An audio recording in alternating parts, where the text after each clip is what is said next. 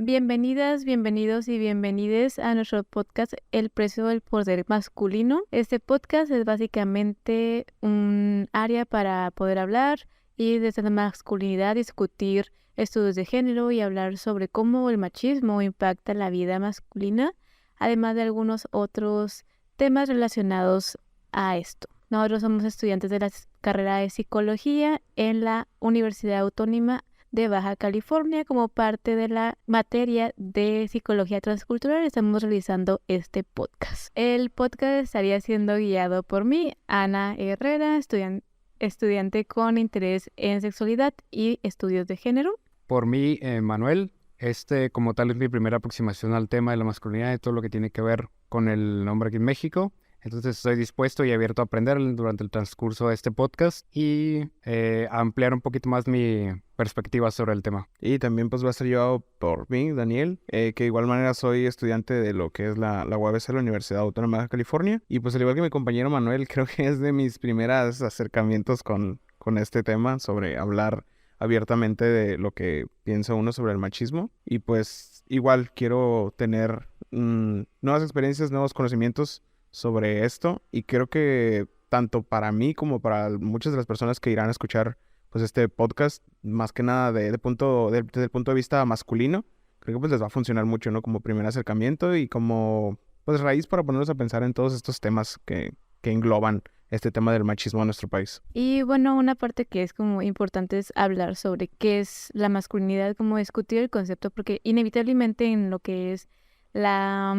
el estudio del género por parte feminista se ve mucho como la masculinidad pues llega a ser inherente a poder, entonces hay una enorme relación, pero pues tenemos que conocer qué es la masculinidad y cómo la describimos dentro de nuestro contexto. Y pues les lanzo esta pregunta a ellos dos, que es pues ¿qué entienden por masculinidad? Ok, pues yo por masculinidad, cuando analizo esta pregunta, pues se me viene inmediatamente a la mente todas estas ideas que se tienen, ¿no? Las personas sobre cómo se debe ser hombre, cómo uno debe actuar siendo hombre, qué es lo que debe decir, qué es lo que no debe decir, incluso cómo debe comportarse con la propia mujer. Entonces, es bastante complicado porque, como dije anteriormente, no he tenido un acercamiento tan grande con el tema, pero pues esto es más o menos lo que se viene a la mente con esta pregunta, aunque claramente después analizaremos, es mucho más complejo que esta opinión tan cortita que pudo haber dado en este momento. Pues, a ver, desde mi punto de vista, yo creo que también, o sea, creo que más que nada ponerme a pensar, mi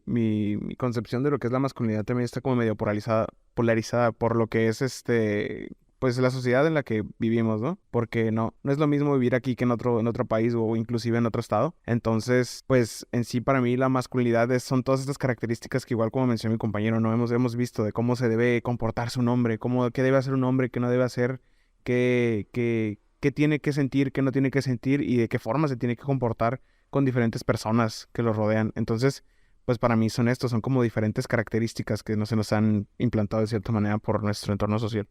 Okay, creo que es un punto muy importante el hecho de que mencionemos pues lo que nosotros pensamos o la forma en la que nosotros identificamos la masculinidad. Sin embargo, pues también el punto fuerte de todo esto es contrastarlo con opiniones o ideas de expertos. Entonces, por eso vamos a mencionar algunas de las definiciones que dan ellos. Y, por ejemplo, Connell Ramírez nos mencionan que la masculinidad, más que un producto, es un proceso, que es un conjunto de prácticas que se escribe en un sistema sexo-género culturalmente específico para la regulación de las relaciones de poder, de los roles sociales y de los cuerpos de los individuos. Pues otro punto de vista dado por los expertos para contrastar un poco lo que mi compañero acaba de mencionar sería otro dado por Claudio Stern en 2003, que sería el siguiente.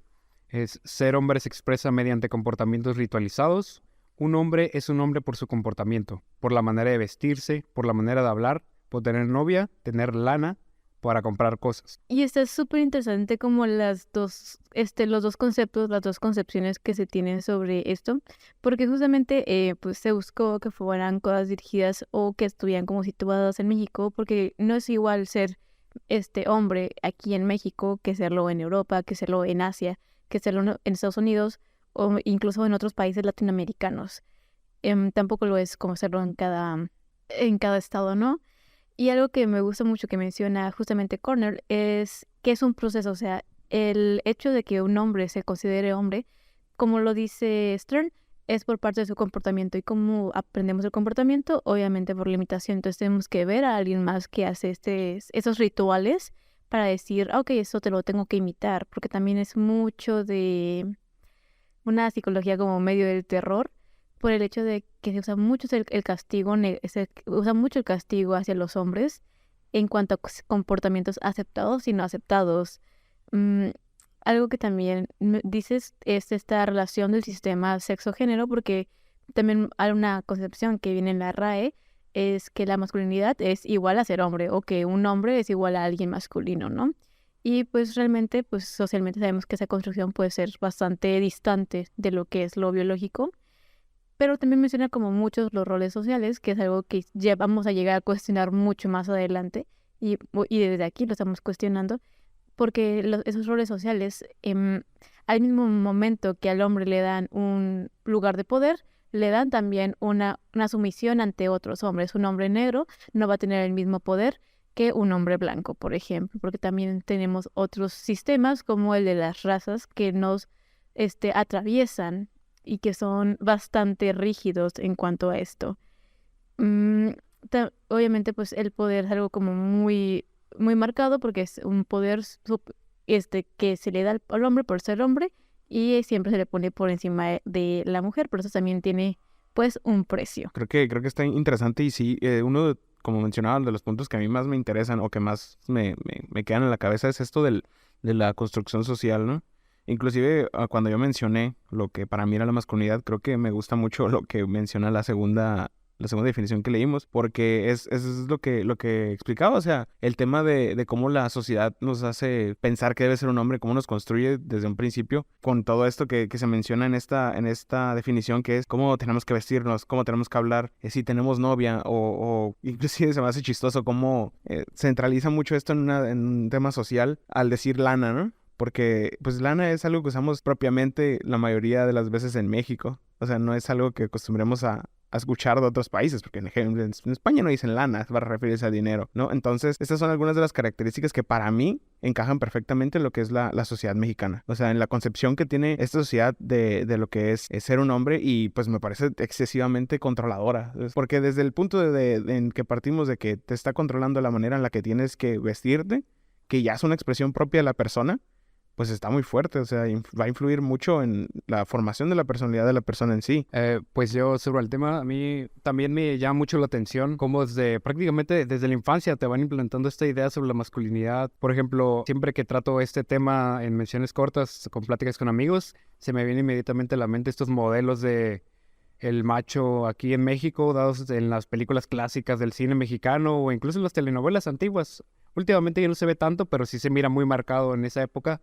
Recuerdo ver, por ejemplo, películas donde llegaban los hombres y lo típico era ser grosero con las mujeres, maltratarlas, tratar de hacerse el hombre frente siempre al grupo, que ser descuidado, incluso poco educado, no mostrarle respeto prácticamente a nadie. Esa clase de cosas pues se van quedando, quieras o no, desde pequeño, ¿no? Porque realmente cuando le preguntas tú a algún familiar o algo, ellos nunca se han cuestionado esta idea del hombre aquí en México, entonces no es como que te puedan ser de ayuda cuando tienes dudas o algo de que preguntar, ¿esto realmente es correcto? ¿Esto que estoy viendo en las películas del cine mexicano antiguo es realmente correcto? ¿Es válido que yo lo practique en mi vida futuro como adulto? Entonces es bastante complicado, digamos que salirte de este modelo por cuenta propia. Uno aprende ya con el tiempo y con los estudios exactamente pues que esta clase de conductas son reprochables, ¿no? Y el impacto que tiene muchas veces en el mexicano, porque hay gente que no tiene acceso a la educación y muchas veces vive alejado de las ciudades en pueblitos y este modelo lo mira como normal y lo continúa con el tiempo, que es lo peor. Entonces es bastante complicado tratar este tema. Muchísimas gracias por sus puntos y por su información que trajeron y que leyeron. Creo que con esto podemos dar una introducción hacia lo que es el tema que tratamos el día de hoy. Y pues sin dejar nada más, me gustaría pues concluir ese capítulo, desearles muy buen día, muy buena noche, que la pasen bien. Nos escuchamos en un siguiente capítulo.